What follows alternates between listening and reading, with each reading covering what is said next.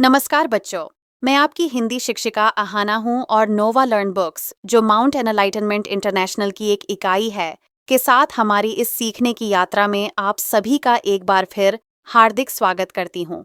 आज हम व्याकरण के अध्याय सभी नामों के लिए सर्वनाम के बारे में सीखेंगे। इस पाठ में हम समझेंगे कि संज्ञा के स्थान पर प्रयोग होने वाले शब्दों को सर्वनाम कहते हैं।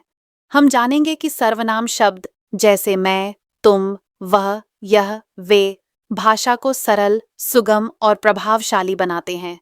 उदाहरणों और अभ्यास की मदद से हम अलग-अलग प्रकार के सर्वनामों की पहचान करना और उनका सही प्रयोग करना सीखेंगे।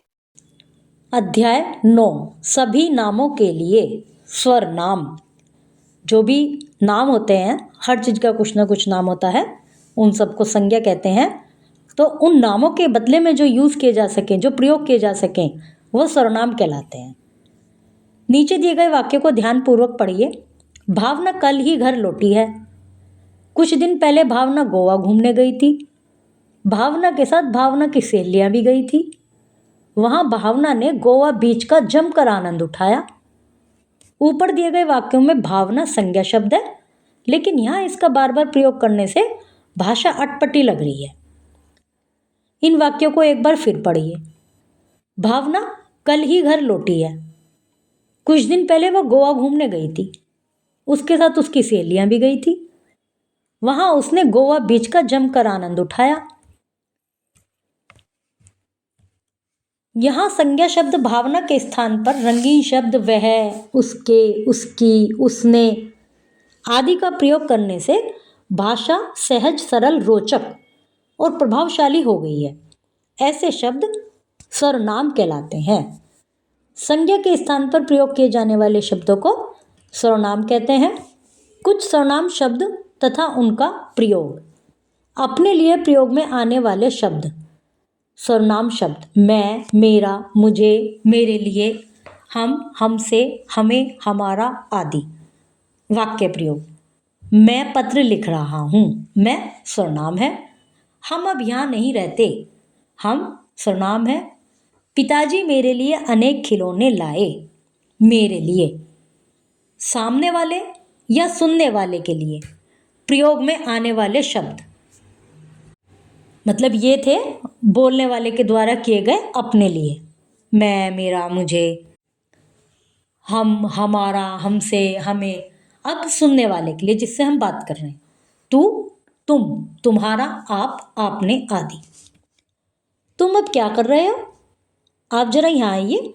तुम्हारा भाई मुझे कल मिला था। तो ये हो गए सब सुनने वाले के लिए। जो सामने ना हो उनके लिए प्रयोग में आने वाले शब्द, जैसे ना मैं, ना तुम, कोई और, वह, उसे, उसका, वे, उनकी, उन्हें। वाक्य प्रयोग। वे जंगल से वापस आ रहे हैं। उसकी बहन चेन्नई में रहती है। वह मैच देख रहा है। तो ये हो गए अन्य के लिए। अब है कुछ इनके अलावा और सर्वनाम।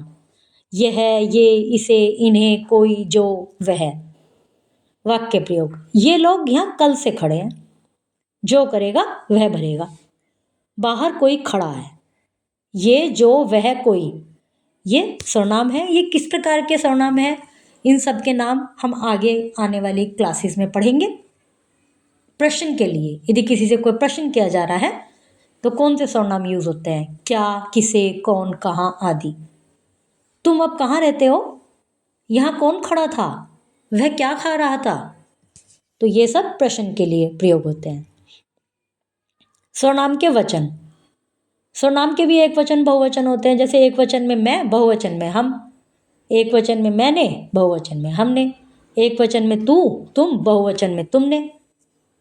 एक वचन में मुझे, बहुवचन में हमें।